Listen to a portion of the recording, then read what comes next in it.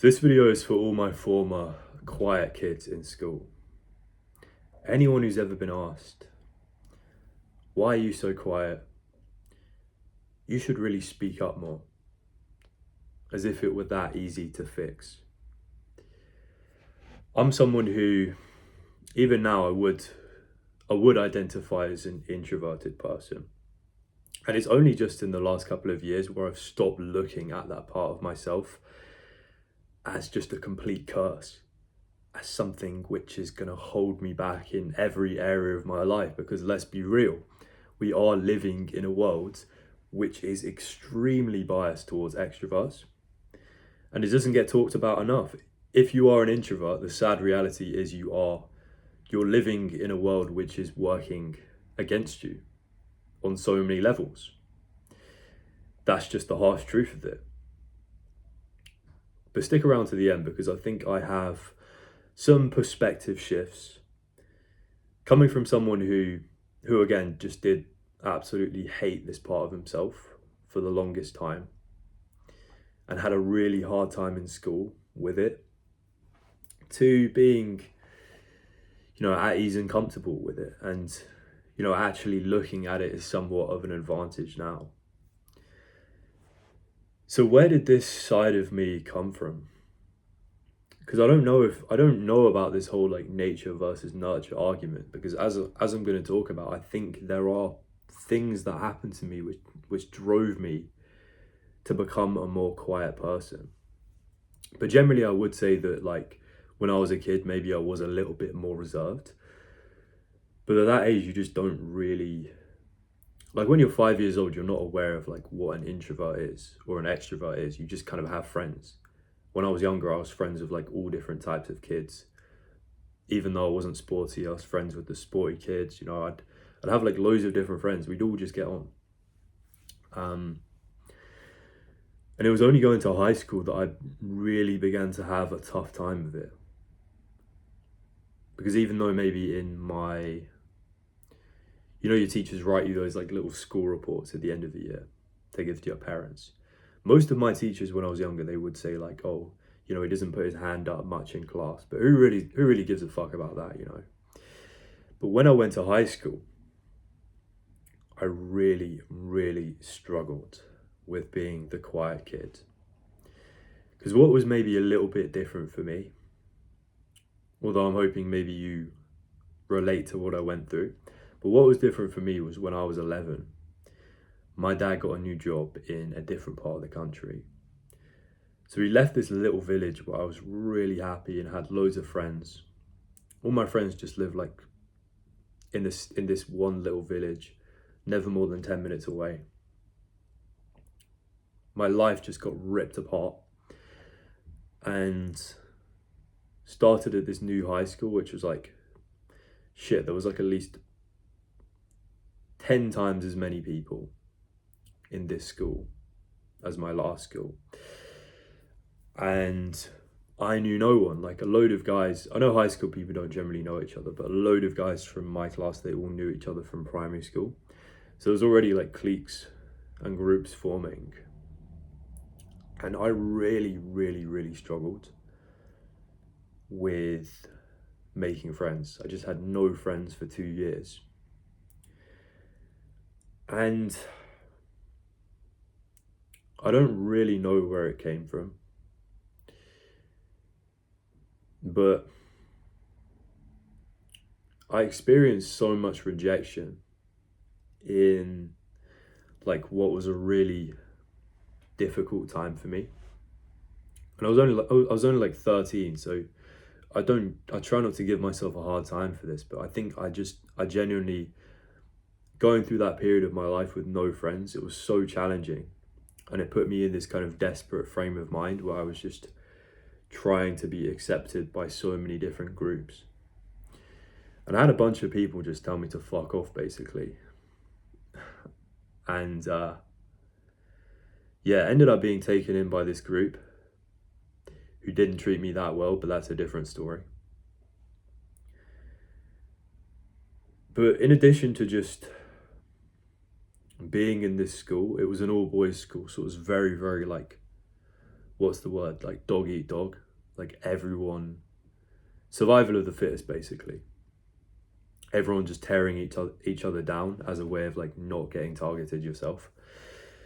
In addition to going to a school where there was like just so many older kids, you had kids who were like 6'5" mixed in with like people who just hadn't hit puberty.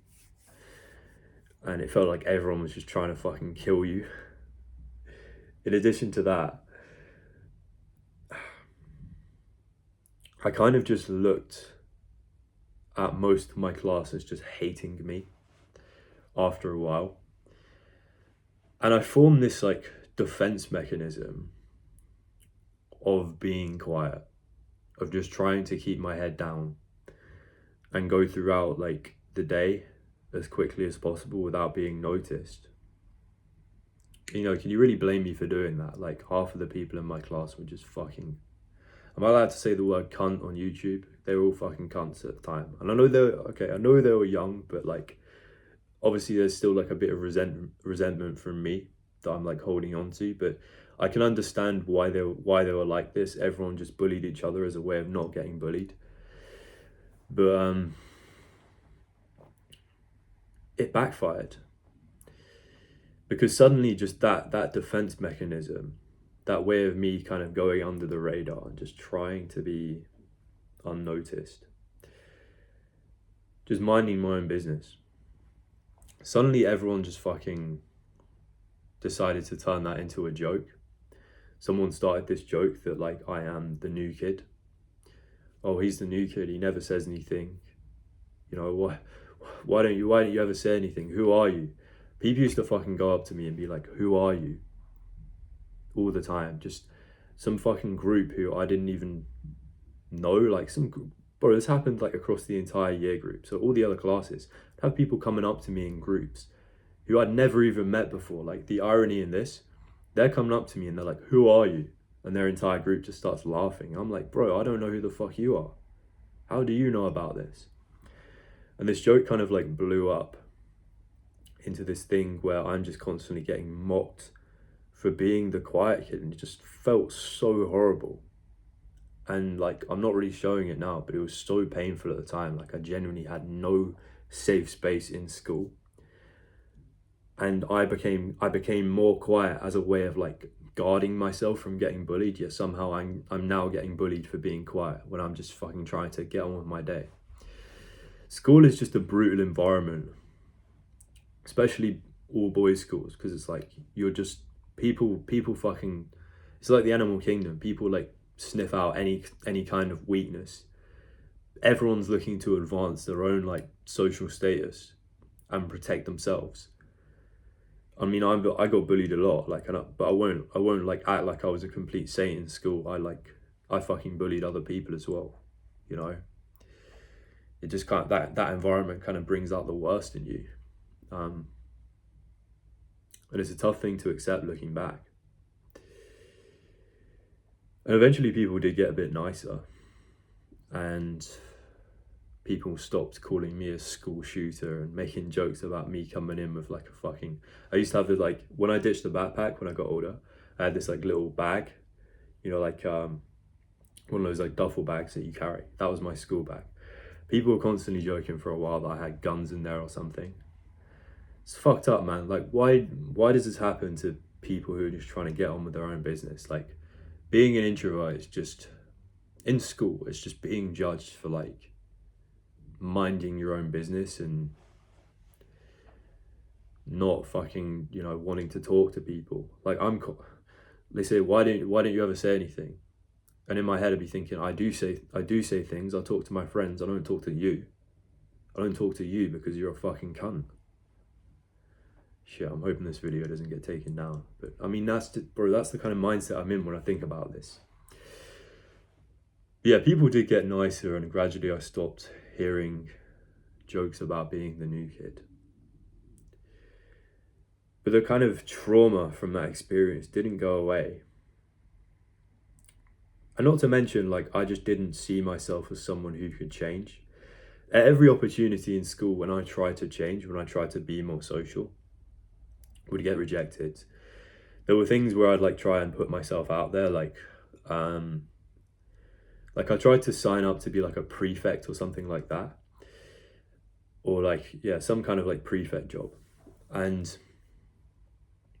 I remember people in my class coming up to me and be like, why would you be a prefect? Like, you're so quiet. You know, why would you be good at that? Everyone was just trying to cut me down. And that sticks with you. You kind of think the whole like, you start to think that just being quiet in itself, being introverted, is something like, it's never going to lead to anything good in your life. There's no positive outcome that could arise from being introverted. And man, it's like, there's got to be over at least 50% of the population who are introverted. So how does that work? But in my head, the headspace I was in at the time, I was just thinking, yeah, maybe that's the case, but maybe these people are just all unsuccessful. Maybe they're just the ones in society who get walked all over, who get dominated in conversations. People who, you know, they're the ones who have all the ideas and people just take credit for them. Like, I could be forgiven for thinking that at the time. But I guess what I want to talk about in this video is that things did get better for me. And maybe you'll already be aware of this if you're a little bit older, but what was enlightening for me was, even though I know I'm someone with an introverted core, like if we go back to like the classical definitions of introvert and extrovert, I am someone who recharges from being alone. But I don't look at being introverted as like this permanent set of traits anymore. I don't look at it as like, this is how I am, I can never be anything different. I have like a much more relaxed view on it now. And part of this is just acknowledging that the way other people see you, especially in environments like school, if you know people look at you in a certain way, if people constantly are saying, who are you? You're so quiet, why don't you speak up more? People are saying that to you constantly. It is going to get to you. And especially at that kind of age, you kind of form your identity based on how other people think. And it becomes this cycle where like maybe you were moderately quiet and people mocked you to the point of like, you start to see yourself in a certain way, like maybe I am this quiet person, maybe I can't do the things that an extrovert could do. Maybe I should just kind of be reserved and not talk to people. And you become like ultra quiet, like me. I think about like how all the times in my life people attach this label to me as like, oh, you're a quiet person. And how much of my identity was like formed around other people's labels. I know it's like easier said than done, but like think about it. Like you've probably had that at points in your life. People attaching these labels to you, trying to box you into certain categories. You don't have to fucking listen to them. Don't let other people tell you what you are. Be careful of like those beliefs that you think belong to you, but like they've been implanted by other people. You know, I've kind of, occasionally I get this now, where people like make assumptions about me. And I kind of have the opposite reaction. I kind of just want to like prove them wrong. Like, fuck you. Like, I'm not the person you think I am. And that's like a lot of my motivation for doing things like YouTube back in the day, like almost trying to prove to people that yes, I can, you know, I am a confident speaker now. Like I can say that unquestionably about myself. And that has nothing to do with whether I'm an introvert or not. You can be an introvert and be an amazing speaker. You can perform in front of a crowd of like 1,000 people if you're an introvert. But if I was still stuck in that same headspace, I think, you know, and it being a quiet person means, you know, there's like a whole set of like characteristics that come with it. You know, someone who's anxious, someone who's awkward. Doesn't mean any of those things, man. Just looking at my notes, I'm tired, man. Allow me. So basically, yeah, I went the opposite way after school. I didn't want to be known as this I just started doing different things. Like I started working out, trying to change myself externally in the hopes that like I kind of view myself as a different person internally. So I started working out, meditating, taking care of my mental health, like healing from this period, this like challenging time of my life, which was school, which just left me with like a lot of PTSD. And a lot of that involved, pushing myself outside of my comfort zone socially. And in the beginning, I thought that like I had to change the way I am to become like this really high energy person, compensating for the time when I just said nothing, or I'd just be standing in the background letting other people talk. And I realized quite quickly that's just like not aligned with who I am as a person. I am quiet, but I don't look at that as like, there's nothing wrong with that. Like, I'm a good communicator. I've learned and tested myself to the point where I know I'm good socially. But there are still moments where like it serves me to be quiet. I like being able to like step into either role. Like that's what serves me. Like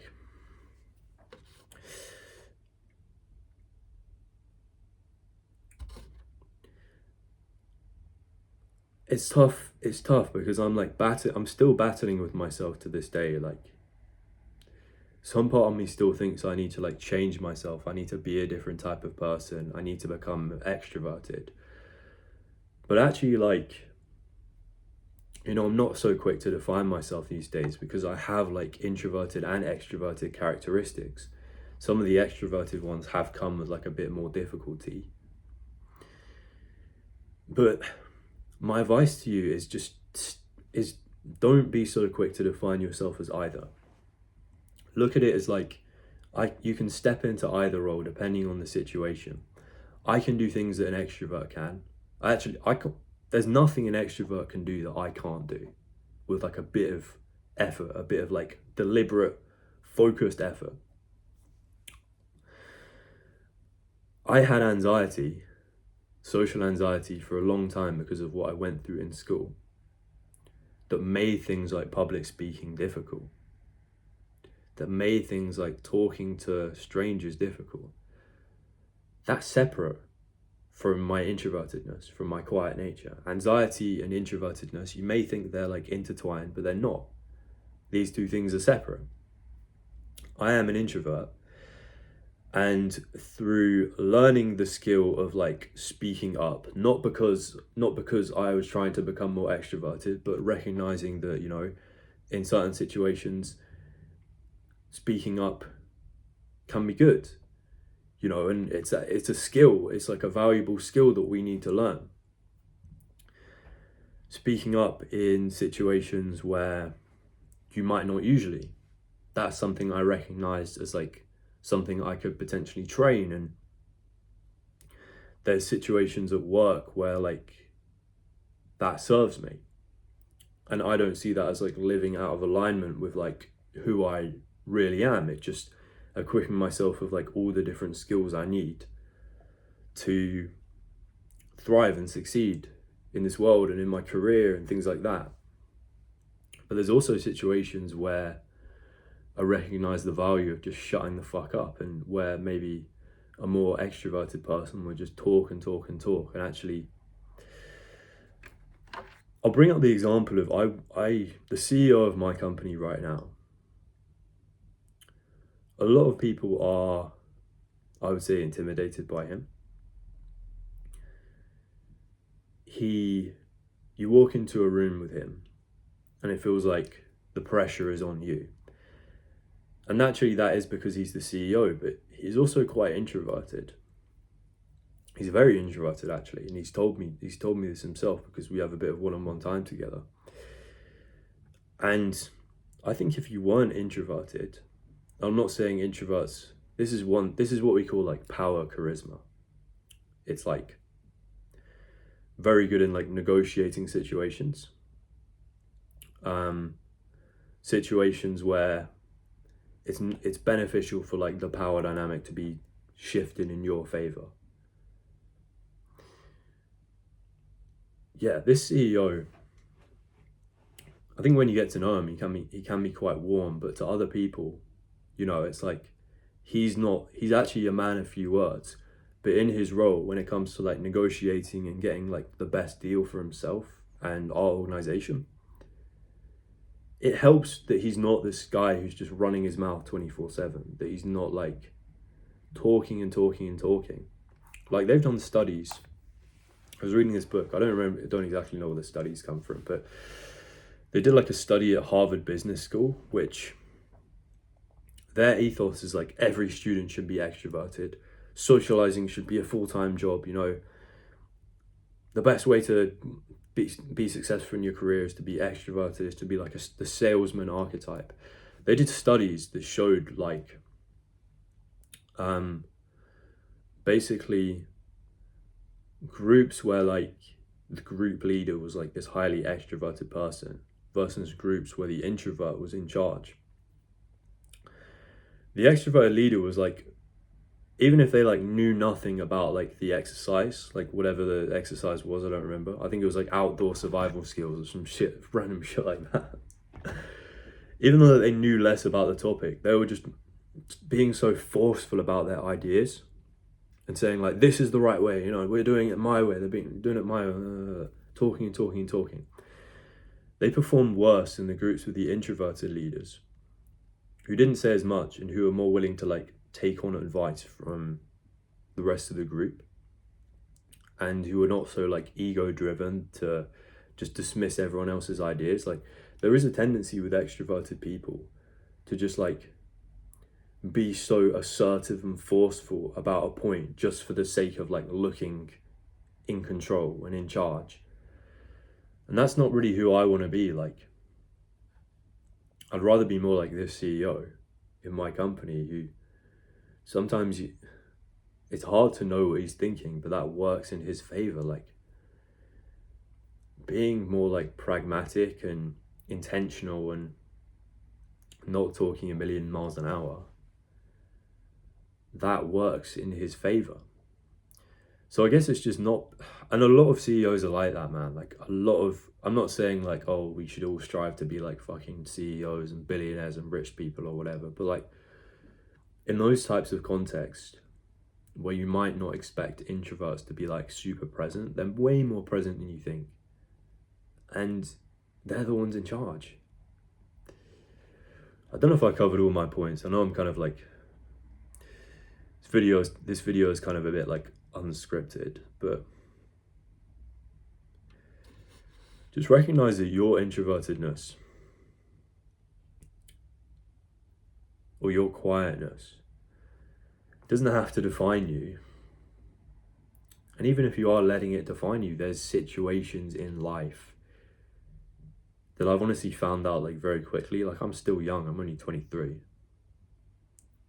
And I've seen what an advantage just like not being a really, really talkative person has done for me. Yeah, I hope this helped. I hope you took some value away from this video.